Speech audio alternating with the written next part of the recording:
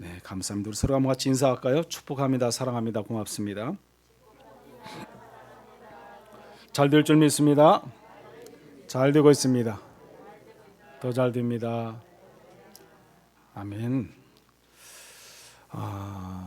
우리 지금 중국에서는 동계올림픽이 계속되었고 오늘 이제 끝나죠. 오늘 폐막식인가 하고 아마 마칠 것 같은데 지난주인가 우리가 좀 열받는 일이 있었잖아요. 우리 쇼트트랙 1000m인가 우리 경주에서 2명이나 우리가 또 실격이 되고 실격 안 될 것이 되고 그러다 보니까 모든 국민들이 막 화가 나고 그러는데 저도 열받더라고 보니까. 하여튼 그런 상황 속에서도 이렇게 끝까지 또 최선을 다하고 돌아온 우리 선수들을 볼 수 있는데 솔직하게 우리 모든 국민들이 뭐 화가 나니까 그냥 그만하고 돌아와라 뭐 그런 말도 하고 그랬잖아요. 근데 그 황대현 선수는 그 자신의 SNS에 이런 글을 이렇게 써놨더라고요. 그래서 제가 그거 한번 읽어드리겠습니다. 황대현 선수가 써놓은 글이에요. 그때 이제 실격 당하고 난 뒤에 쓰는 글인데 장애물을 만났다고 멈춰야 하는 건 아니다. 벽에 부딪혀도 돌아서서 포기하지 마라. 어떻게 하면 벽을 오를지, 벽을 뚫고 나갈 수 있을지, 또는 돌아갈 방법은 없는지 생각하라. 이렇게 써놨는데 이 글이 무슨 누구 글이냐면 농구 황제였던 마이클 조던의 말을 갖다가 이렇게 인용해서 이렇게 글을 써놨더라고 보니까요. 많은 사람들은 그를 정말 대단하던 선수다 이렇게 우리가 생각을 합니다. 저 또한 마찬가지고 황 선수는 그 장애물을 만났다고 반드시 멈춰야 하는 것은 아니다. 하나의 그 실격당했던 그 자신의 그것이 하나의 장애물이다. 이것도 장애다. 하여튼 자기를 가로막았던 자기가 더 이상 이렇게 막 달려가고 싶어 달려가지 못하도록 막은 장애물이지만 그것으로 인해서 내가 좌절과 절망하지 않는다. 난 또 다른 길을 나는 택할 것이다. 돌아가든지 뛰어가든지 날아가든지 어떤 뭐 방법을 통해서라도 자기는 또 다시 도약할 것이다. 이제 그런 말이잖아요. 참 멋있는 말 아닌가 생각을 합니다. 그 글 그대로 황대현 선수는 장애물을 넘었고 그래서 이제 1000m에서는 그 실격으로 이렇게 떨어졌지만 1500m에서는 금메달을 이렇게 땄잖아요. 열심히 또 했고 최선을 다한 그런 선수라 저는 생각합니다. 어떤 편파 방전도 있었고 중국인들이 그 텃세가 무시무시하게 많이 있었지만 그것을 다 극복하고 또 결국에는 금메달을 이렇게 따게 되는 것을 우리가 볼 수 있습니다. 우리 대한민국도 보면 참 많은 장애물들이 있었잖아요. 일제와 지하 30년이라는 그런 긴 시간 동안 우리가 고통과 어려움을 당했기도 하고 또 6.25 전쟁으로서 수십 많은 사람들이 또 돌아가시기도 하고 또 모든 건물이 다 무너지기도 하고 그뿐만입니까? 또 우리가 1998년인가요? 그때는 또 우리가 IMF를 맞이해서 또 전 국민이 얼마나 고난과 고통을 많이 겪었습니까? 뿐만 아니라 2년 전부터는 지금 계속 지금까지 3년째 이제 가잖아요. 팬데믹으로 인해서 수없이 많은 사람들이 고통과 어려움과 경제적인 그런 어려움 속에서 있기도 하고 이런저런 수없이 많은 우리에게 뭐가 있어요? 장애물이 있다는 거예요. 모든 사람은 장애물이 있습니다. 저도 있고 여러분도 있고 장애물이 없는 사람이 없어요. 그런 가운데 우리가 어떻게 한다? 지금 살아가고 있다 이렇게 보시면 됩니다. 오늘 말씀은 나의 장애물이라는 것을 제목을 우리가 정했습니다. 장애물은 좀 앞서 말했던 그 스케이트 선수나 대한민국에만 또 있는 것이 아니에요.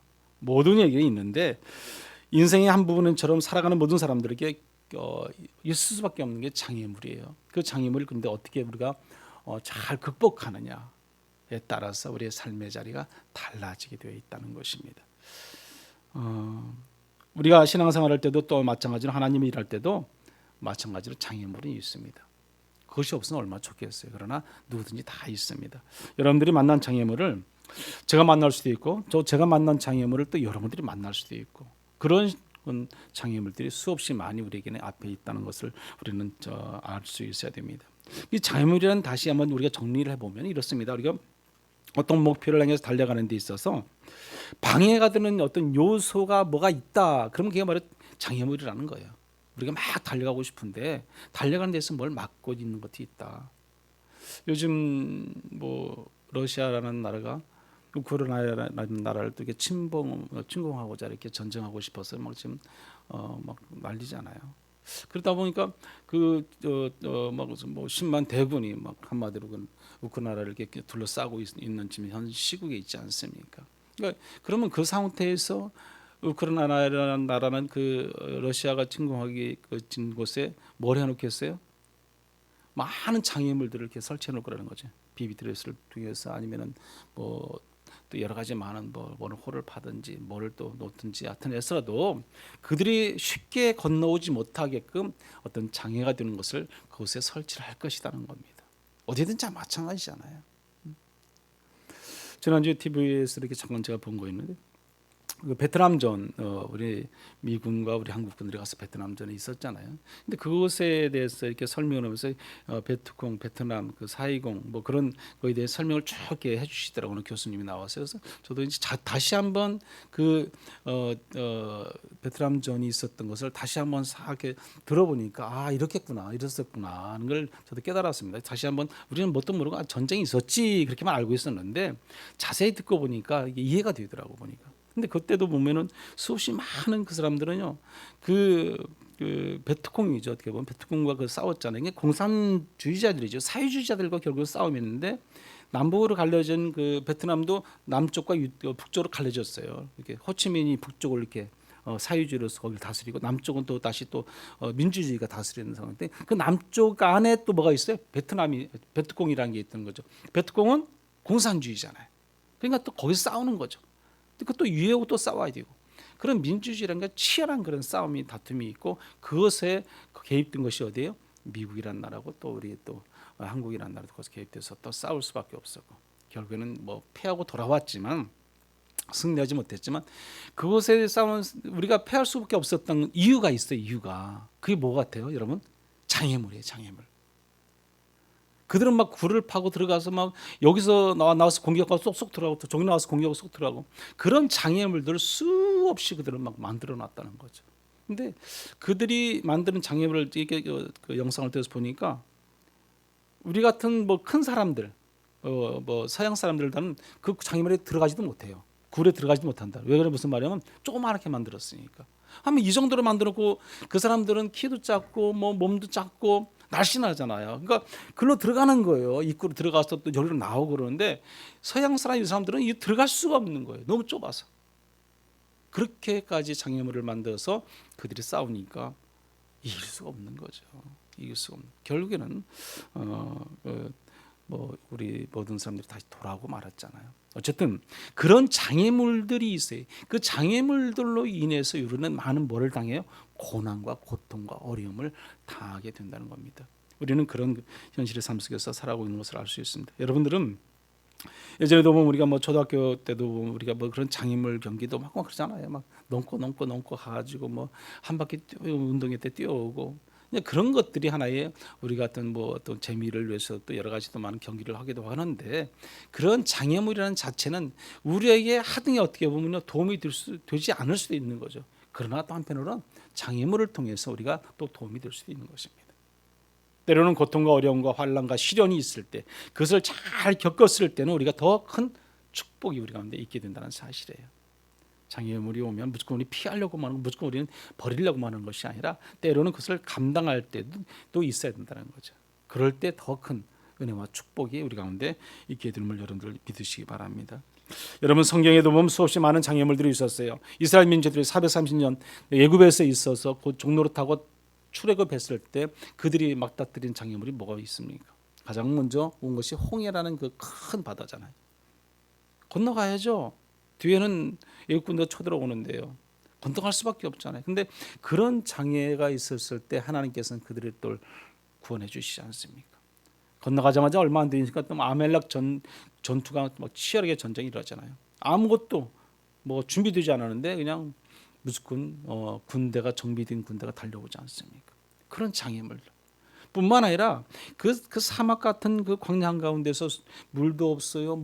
먹을 것도 없어요.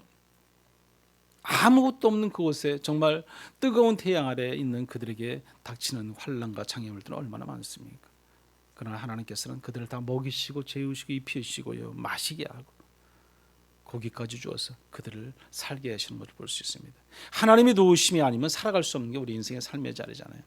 어쨌든 우리는 이런저런 장애물을 만날 때마다 하나님께서 우리를 구원해 주시고 인도하시고 책임져 주시는 것을 여러분들 믿으시기 바랍니다.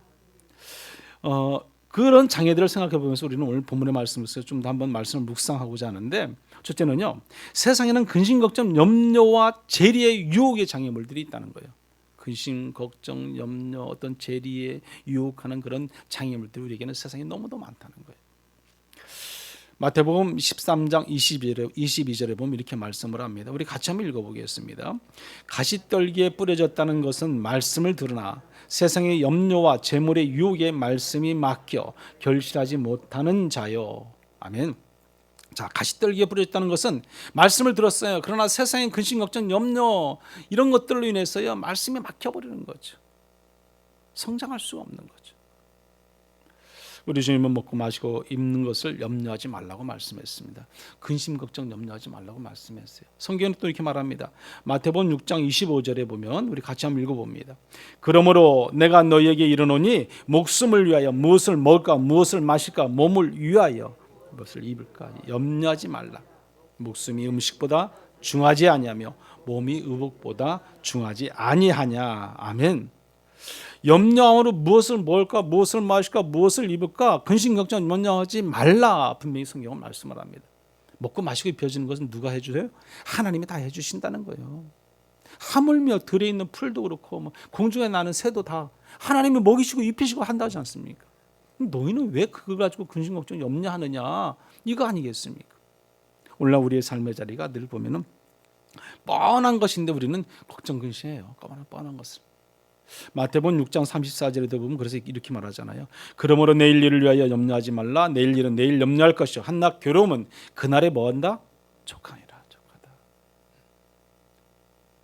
오지도 않을 근심, 있지도 않을 생기지도 않을 걱정 염려 하지 말래요. 하지 말래요.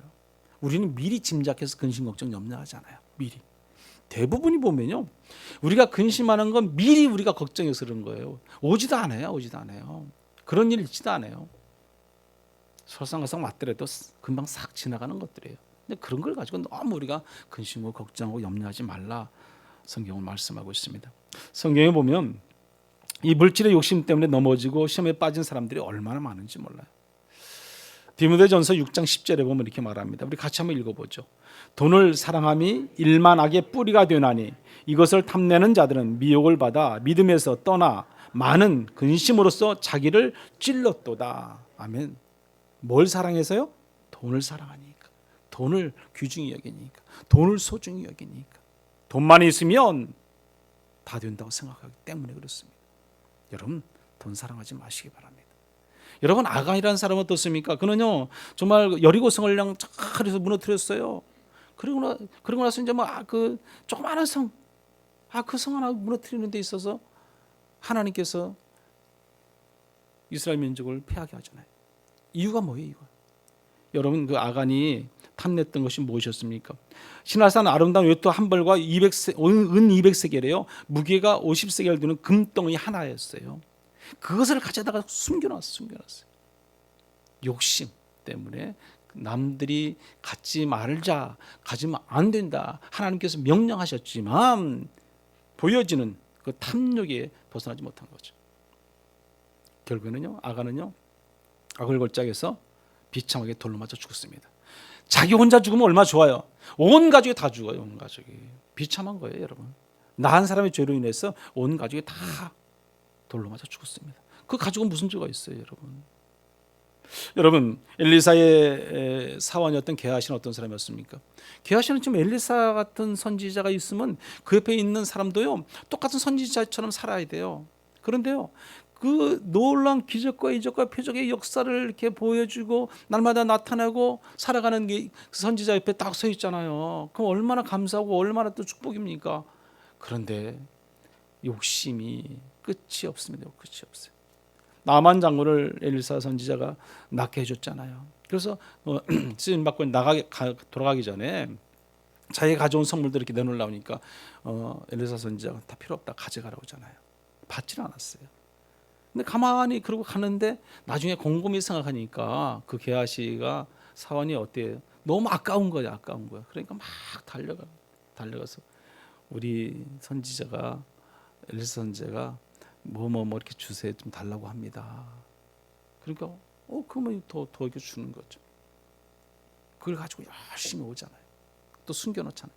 그것을 엘리사 선지자가 모를까요? 다 알죠. 그러니까 그 게하시가 오니까 게하시한테 물어봅니다.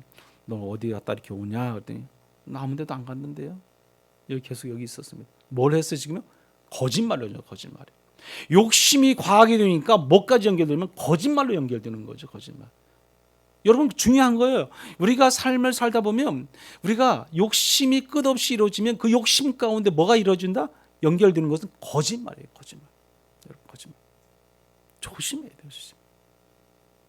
성경은 그 게하시에게 결국에는 문둥병을 걸게 합니다. 우리 열왕기하 5장 27절입니다. 우리 같이 한번 읽어보죠. 그러므로 나만의 나병이 내게 들어 내 자손에게 미쳐 영원토록 이르리라 하니 게하시가 그 앞에서 물러나오며 분같이 되었더라. 아멘. 평생 나병에 걸려 살았습니다. 뭐 때문에? 욕심 때문에. 욕심을 버리지 못하니. 그런데 우리가 알아야 할 것은요, 욕심을 부리게 되면요, 결국에는 우리가 끝없는 그 욕심과 욕망 뒤에는 뭐가 붙어 있어요? 거짓말. 거짓이란 그 악한 사단의 영이 따라 붙습니다. 여러분 그 사도행전 5장에 보면 아나니아와 삽비라 이야기가 나오잖아요. 아나니아와 삽비라가 자기 재산을 팔아서 밭을 팔고 팔아서 전 재산을 하나님께 드린다고 그랬어요. 그러면 드려야죠. 근데 어떻게 했어요? 50%를 딱 잘라가지고 딱 자기가 이건 내가 50%만 딱 드렸어요. 그리고 하나님께 드릴 때는 다 드렸어요. 그렇게 거짓말하잖아요. 여러분 절대로 거짓말하면 안 돼요. 그래서 거짓말하는 거 우리 하나님이 다 아신다 모르신다? 아신다는 거죠. 게하시가 거짓말한 것도 엘리사 선지자는 다 알았어요. 알고 물어보는 거예요. 그래도 또 거짓말을 해요.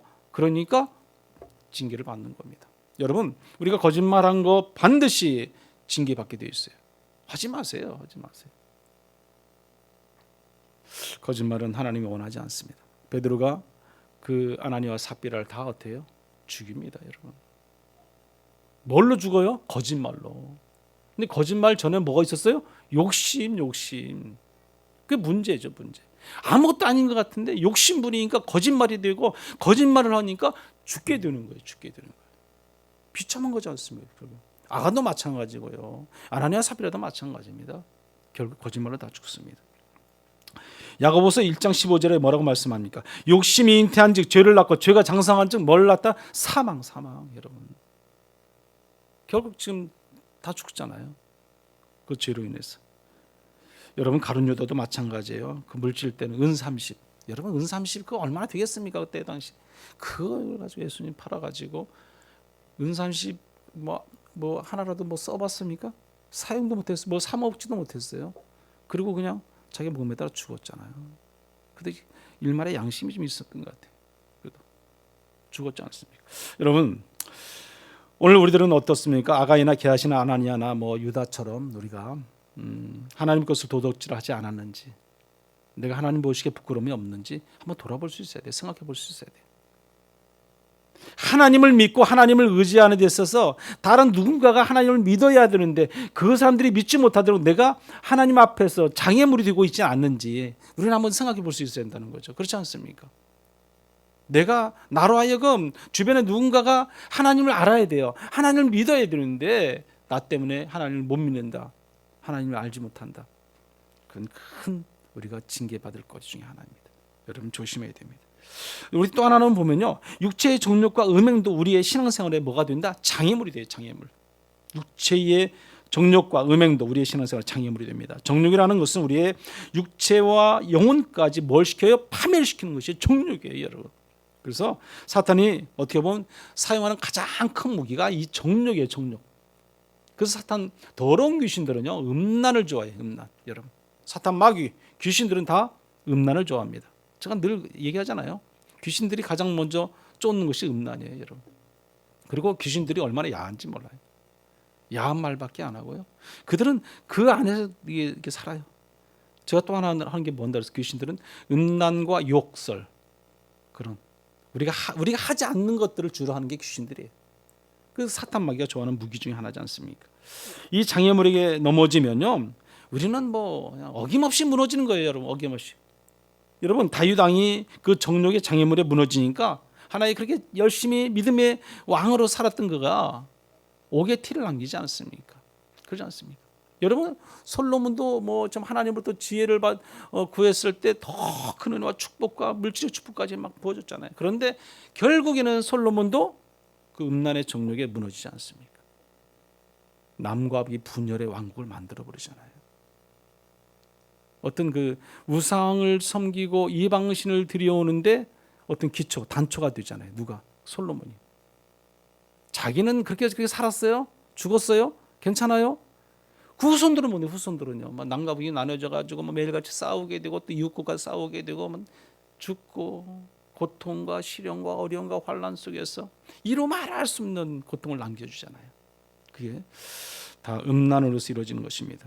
여러분, 민수기 25장의 말씀에 보면은 그 모압 나라 발락 왕이 나와요. 발락 왕이 이제 그 이스라엘 민족과 싸우는 데 있어서 계속 뭐 패하고 그러니까 이제 그 발람이라는 선지자가 있어요. 발람 선지자. 그 나귀 얘기도 나오고 그러잖아요. 근데 발람 선지자를 선택해서 어떻게 우리가 이길 수 있게 네가 좀 도와줘라. 이제 그런 거예요. 그러면서 이제 그 발락 왕이 민수기 25장에 보면 이제 자기들의 그 이쁜 그 여자들을 통해서 이스라엘 민족들을 타락하게 만들어요. 음란을 통해서 타락하게 만들어요. 그리고 그곳에 뭘 집어넣어요? 그들의 우상신을 집어넣어요. 제가 같이 한번 읽어볼까요? 민수기 25장입니다. 1절에서 3절 말씀인데 그 백성들을 유혹하고 음행죄를 짓게 하는 그 발락 왕을 볼 수 있습니다. 한번 같이 읽어보겠습니다. 이스라엘이 시딤에 머물러 있더니 그 백성이 모압 여자들과 음행하기를 시작하니라. 그 여자들이 자기 신들에게 제사할 때에 이스라엘 백성을 청하매 백성이 먹고 그들의 신들에게 절함으로 이스라엘이 여호와께서 이스라엘에게 진노하시니라. 아멘, 아멘. 자, 모압 여자들이 음행하기를 시작했다 그랬어요. 모압 여자들이요. 한 나라의 왕이요. 이런 걸 이용해. 참, 그 여자들이 자기 신들에게 뭐예요? 제사를 이렇게 드려지는데 그 백성들도 가서 그 신들을 따르게 되는 거예요. 솔로몬이 그랬어요. 결국에는요. 이방 신을 데려오다 보니까 이방 여자들을 데려와서 결국에는 이방 신들을 다 데려오게 되는 거죠. 그래서 나라가 멸망하는 겁니다. 분열하는 겁니다, 여러분. 하나님만을 온전히 섬기고 믿어야 되니 그렇지 못하잖아요. 그로 인해서 하나님 이스라엘 백성들은요, 이 이방 신들을 섬김을 통해서 2만 4천 명이나 순간에 죽어요. 순간에 하나님께서 다 진노해버리죠. 쳐버리잖아요. 2만 4천 명 정도. 지금도 그 장애물 넘어지는 사람들이 얼마나 많은지 모릅니다. 육체의 정욕과 음란의 장애물에 넘어지지 않도록 우리는 늘 기도하고 승리하고 살아가기를 간절히 축원합니다. 예수 믿는 사람은요, 환난과 핍박도 신앙생활의 장애물이에요, 여러분.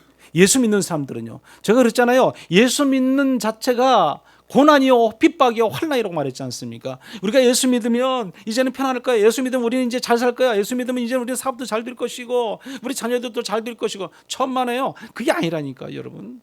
예수를 믿는 그 시점부터 우리는 고난이 와요. 고난이. 역경이 오고 환난이 옵니다, 여러분.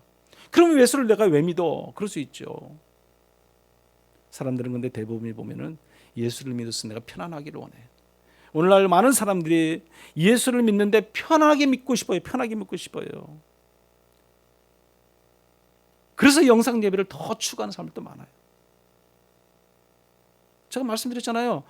이 팬데믹이 지나도 나는 계속해서 영상 예배 집에서 드리겠다. 그런 사람들이 한 10% 된다는 거, 10%요.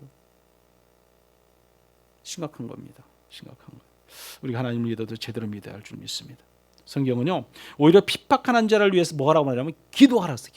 말씀을 좀 보겠습니다. 마태복음 5장 44절이에요. 같이 읽어봅니다. 나는 너희에게 이르노니 너희 원수를 사랑하며 너희를 박해하는 자를 위하여 기도하라. 아멘. 누가복음 6장 28절입니다. 너희를 저주하는 자를 위하여 축복하며 너희를 모욕하는 자를 위하여 기도하라. 아멘. 수많은 선지자들이, 수많은 주의 종들이, 수많은 성도들이 온갖 핍박과 순교를 어때요? 우리는 당해요. 지금도 당하고 있어요, 여러분. 여러분, 스데반 같은 그런 7집사 중에 한 사람 어떻습니까? 저들의 죄를 용서해달라고 죽으면서까지 돌에 맞아 죽고 얼마나 고통스럽겠어요, 여러분. 그 가운데서 저들의 죄를 용서해달라고 하나님께 기도하잖아요. 어떤 얼굴을 하고? 천사의 얼굴을 하고요. 천사. 우리가 온전히 하나님 앞에서 온갖 핍박과 순교를 당하고 고통 가운데 있는 그런 삶 가운데서도 우리가 하나님을 믿고 의지하며 살아가는 것이 믿음의 성도들의 삶의 자리입니다. 마태복음 5장 11절에 12절의 말씀 보면 이렇게 말을 합니다. 나로 말미암아 너희를 욕하고 박해하고 거짓으로 너희를 거슬려 모든 악한 말을 할 때는 너희에게 복이 있나니 기뻐하고 즐거워하라. 하늘에서 너희의 상이 큼이라. 너희 전에 있던 선지자들이 이와 같이 박해하였느니라. 아멘. 예수를 믿는 것은 어려운 것입니다. 모진 핍박과 고난의 장애물을 잘 이겨내는 여러분들 되시기를 간절히 축원합니다. 제 아내에게 제가 물어봤어요. 당신이 가지고 있는 장애물은 무엇입니까? 물어봤어요. 제가 이제 설교를 준비하면서 물어본 거죠. 그랬더니 뭐 두말할 거 없이 자녀요. 딱 그러더라고요. 자녀. 그래서 저는 생각지 좀 안 해서 저는 설교를 준비하다 보니까 자녀라는 생각을 하지 않았는데 자녀라고 말을 딱 그랬어요. 아 그래. 어쩌면 모든 부모들이 가장 먼저 나오는 대답이 저 대답이겠구나 그런 생각을 해봤어요. 그래서 역으로 저한테 물어보더라고요. 그럼 당신은 뭐네요? 나보고요. 그래서 내가 그래서 난 돈이라고 그랬어요. 돈요. 돈이 나한테 큰 장애물이다 그랬어요. 근데 왜 전 그러냐면요. 제가 이제 기도의 제목이 7가지 제가 옛날에도 있다고 그러지 않습니까? 7가지 기도 제목 중에 가장 먼저가 뭐냐면 물질의 자유함이에요. 물질의 자유함. 앞서 지금 제가 말씀드렸지만 이 물질의 자유함을 누리지 못하면 제 자신이 저한테 지는 거기 때문에 그랬어요. 욕심이 생기잖아요. 끝없는 욕심. 아까 말씀드렸지만 거짓말이 나오게 되고 나를 숨기게 되고 감추게 되고 이루 말할 수 있는 그런 자리가 만들어진다는 겁니다. 그래서 물질의 자유함을 누려야 돼요. 그래서 제가 죽을 때까지 저는 목회자니까 그 물질을 해서 시험을 받지 말아야 되는 거죠. 그래서 시험 받으면 저는 무너지니까. 결국은 목회가 안 되는 거예요. 제 삶의 자리도 정직하지 못한 거고 거짓과 술수와 뭐 이런 이중성과 뭐 그런 것들이 막 범람한 거죠. 세상 사람보다 더 악해지는 거죠. 어떻게 보면요. 그렇기 때문에 제가 첫 번째로 기도하는 겁니다. 그다음에 뭐 계속 이제 뭐 하나님 말씀에 순종하고 또 이 음란 여자의 문제 그런 것도 기도하고 또 뭐 순수함을 달라고 기도하고 정직함을 달라고 기도하고요. 또 남의 말을 하지 않게 해달라고 기도하고 마지막에는요 주님의 제자로 온전히 종이 되게 해달라고 준비되는 종이 되게 해달라고 기도합니다. 그래서 7가지 제가 기도를 해요. 늘 하는 겁니다. 늘. 왜? 필요하니까. 제가 부족하니까 늘 그런 기도를 하고 있습니다. 혹시 나는 하나님께 장애물이 되고 있지는 않는지 우리는 늘 한번 돌아볼 수 있어야 됩니다. 나로 하여금 내가 장애물이 되어서 예수 그리스도의 복음을 방해한다. 진리의 말씀을 바로 세워 나가지 못하게 한다. 그건 큰 죄예요. 죄. 저와 여러분이 온전히 하나님 바로 서가는 그런 신앙이 되기를 간절히 축원합니다. 풍성한 삶으로의 초대라는 책을 보니까 김영국 씨가 쓴 책인데 풍성한 삶으로 나오는 것을 방해하는 것이 무엇인가를 이렇게 알려주는 책이에요. 책에 보니까 3가지 장애물 1강에 보니까 3가지 장애물을 말하고 있어요. 3가지 장애물. 그 3가지 장애물이 뭐냐면 기독교인과 교회가 만들어 놓은 장애물. 기독교인과 교회가 만들어 놓은 장애물. 2번째는 지적 장애물. 3번째는 실존적 장애물. 이렇게 있어요. 근데 이걸 다 설명할 수는 제가 없고 한 가지만 제가 첫 번째 것만 기독교인과 교회가 만들어 놓은 장애물만 제가 잠깐 여기 그 책에 기록된 걸 좀 몇 가지 말씀을 제가 드리면 이렇습니다. 오늘 제가 지금 뭐 시간이 없잖아요. 그러니까 뭐 이거 하나만 좀 말씀드리면 무슨 말인지 대충 이해가 될 거예요. 읽어드리면 원행일치가 되지 않는 기독교인들의 모습 그랬어요. 위선적인 그리스도인들이 뭐예요? 장애물이라는 거예요. 위선적인 그리스도의 모습들. 그 모습들이 우리가 예수를 믿는데 세상 가운데 한복판에 살아가면서 우리가 두 얼굴의 모습으로 위선적인 모습으로 살아가는 그 모습들이 뭐다? 장애물이다. 좀 더 보겠습니다. 하나님을 알지 못하는 사람들은 기독교인들의 말과 행동을 보고 하나님을 보게 된다. 그 말이에요. 그러니까 우리를 보고 예수 믿는 저와 여러분을 보고 하나님을 알고 하나님을 만나게 되고 하나님을 뭐 하게 된다? 믿게 된다는 거예요. 얼마나 중요한 걸 우리가 알 수 있는 분 그렇지 않습니까? 또 그런데 교회 안에서의 모습과 세상 속의 모습이 일치되지 않는 신앙인들을 말했어요. 일치되지 않는다. 그것이 장애물이에요. 장애물. 누가? 내가. 그렇지 않습니까? 그러면서 또한 기독교회나 교회가 자신들이 어떤 독점적이고 배타적인 진리를 알고 있다는 자세로 다른 종교나 믿지 않는 사람들에게 매우 무례한 모습을 보여주기도 한다. 이게 무슨 말이냐면, 여러분 저번에 예전에 우리 이 팬데믹으로서 인터콥이라는 BTJ죠, BTJ. 팬데믹 걸려서 확진 걸려서 뉴스도 많이 나오고 그랬잖아요. 그 사람들이 보면 이제 복음을 전하고 이렇게 이단은 아닌데, 예를 들어서 이렇게 해외에 나가 그러잖아요. 막 무대뽀로 막 밀어붙이는 게 있어. 무대뽀로 그냥 팬데믹 뭐 어때 그냥 내가 복음 전하는 게 우선이지, 이제 그런 거잖아요. 물론 맞죠. 우선순위가 하나님 앞에 두는 거 가장 좋은 방법 중에 하나죠. 하나님이 기뻐하실 일이죠. 그렇지만 내가 좀 더 지혜롭게 자제할 땐 자제할 필요도 있다는 거죠. 나는 이거 주사 안 맞아. 주사 맞으면 다 사단이 주는 거야. 그러면 끝난 거예요, 그건요. 그러다 보니까 그런 사람들이 강제적으로 막 무대뽀로 하는 것들, 그런 거를 원치 않습니다. 또한 또 하나 예를 들면 뭘 말씀을 하냐면, 대적기도, 땅 밟기. 그게 무슨 말이에요? 막 적지에 가가지고 막 큰 소리로 막 땅 밟기 하면서 막 통성기도 하고 그런 것들 있잖아요. 뉴스에 종종 나오잖아요. 절 앞에 가서 꽹과리 치고 하고 찬송 부르고 절을 삥삥 돌기도 하고, 그런 게 대적기도예요. 그런 거예요. 그렇죠. 여리고 성도들도 지금 하나님이 기뻐하실 일이 아니에요. 그건요, 아니에요, 여러분. 근데 그렇게 한다는 거죠. 그게 뭐예요? 장애물. 이 풍성한 삶으로 초대 이 책에서 이 저자는 그렇게 써놨어요. 또 보면은 말만 있지 실제 삶의 모습이 없는 한국 교회에 이 시대의 소망이 되어야 하는 교회가 이 시대의 짐이 되어 있는 상황을 말했습니다. 하지만 이런 상황에서도 우리가 믿지 말아야 할 것은 목욕물과 함께 아이를 내버리지 말라는 것이에요. 내버리지 말라. 목욕물 더러운 물이잖아요. 근데 그 물과 씻었다고 해서 그 아이를 함께 버리지 말라. 교회 안에 구정물이 많다는 겁니다. 하지만 그 안에 순결한 아기도 함께 있다는, 그렇게 성경 그 책에는 기록하고 있습니다. 우리 기독교인의 한 사람으로서 이런 구정물을 만들어내는 것에 대해서 한국 사회에서 교회가 제대로 교회 역할을 감당하지 못한 것에 대해서 우리가 어떻게 보면 통감해야 한다고 생각합니다. 모든 것이 누구의 잘못이에요? 우리의 잘못이죠. 믿는 믿음을 가지고 하나님을 먼저 믿은 우리가 먼저 잘못이라는 거죠. 우리가 제대로 하나님을 믿지 못하고 하나님 앞에 바로 서 있지 못하니까 이런 현실들이 일어나는 거죠. 그래서 이 풍성한 삶의 초대의 이 김형국 저자는 우리의 현실을 낱낱이 잘 이렇게 파헤친 것 같아요. 그렇게 기록하고 있는 것으로 볼 수 있었습니다. 여러분들은 하나님을 알아가는 과정을 가로막고 있는 장애물들이 여러분들 무엇인가 한번 생각해 보시기 바랍니다. 내가 있다면 이것은 내가 안 되겠다 그러면 여러분 고쳐야죠. 여러분 내려놔야죠. 버려야죠.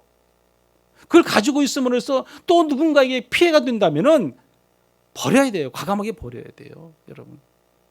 그래서 끝까지 쥐고 있다 보면 우리는 또 다른 피해를 일으킬 수밖에 없습니다. 여러분, 우리 성도들이 있어서 몇 가지 조심해야 할 장애물들이 있어요. 믿음을 가진 성도들이 조심해야 할 장애물들이 뭐가 있냐면, 간단하게 제가 말씀드리겠습니다. 시간이 없으니까. 첫째는 교만의 장애물. 교만은 자기 중심으로 생각하는 것이 의미예요. 그래서 성도들은 교만의 장애물을 우리가 조심해야 돼요. 교만하지 말아야 돼요, 여러분. 겸손해야죠. 낮아져야죠. 또 우리가 두 번째는 질투의 장애물이 질투. 여러분, 질투는 결국은 상대방을 죽이게 돼 있어요. 질투하지 마시기 바랍니다. 질투에 관한 재미있는 유머도 있는데 제가 말씀 못 드리지만 하여튼 질투가 결국에는 우리를 무너지게 만드는 것들 하지 마십시오. 세 번째는요, 탐욕의 장애물이에요. 앞서도 말했지만 탐욕. 그 탐욕이라는 것은 영어로 말하는 그 그리드인데, 이 영어 성경에 보니까 이렇게 써 있어요. 뭐라고 써 있냐면 evil desire라고 써 있더라고요. evil desire라고 써 있는데 이게 악마적인 욕망이라는 그런 뜻이 가지고 있어요. 악마적인 욕망. 탐욕이 여러분 이기심에서 비롯되었고 인간의 한계를 넘어가려는 욕망이 뭐예요? 탐욕이라는 거예요. 탐욕이. 그래서 남의 것을 탐하는 것은 뭐예요? 죄예요. 죄.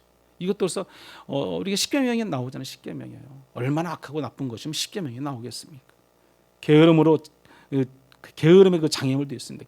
여러분, 탐욕의 장애물, 게으름의 장애물. 게으름도 뭐다? 죄다, 그렇게 말합니다. 죄.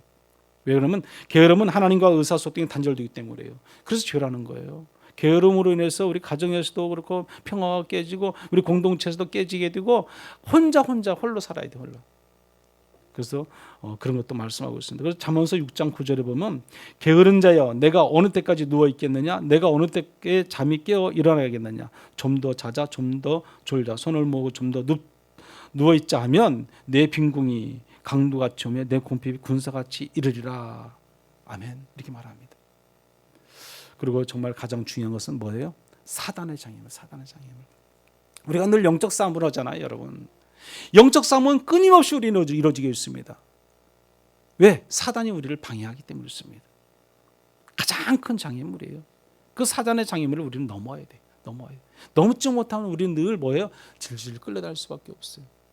에베소 6장에 그래서 말씀하는 사도 바울이 뭘 말씀합니까? 여러분, 너희들은 전신갑주를 입으라. 전신갑주를 입으라. 왜 전신갑주를 입으라 그래요? 우리가 사단과 악한 더러운 귀신, 마귀, 사탄과 귀신들과 싸움은 혈과 육에 대한 싸움이 아니기 때문에 그래요. 영적 싸움이라는 거예요. 영적 싸움이에요, 여러분.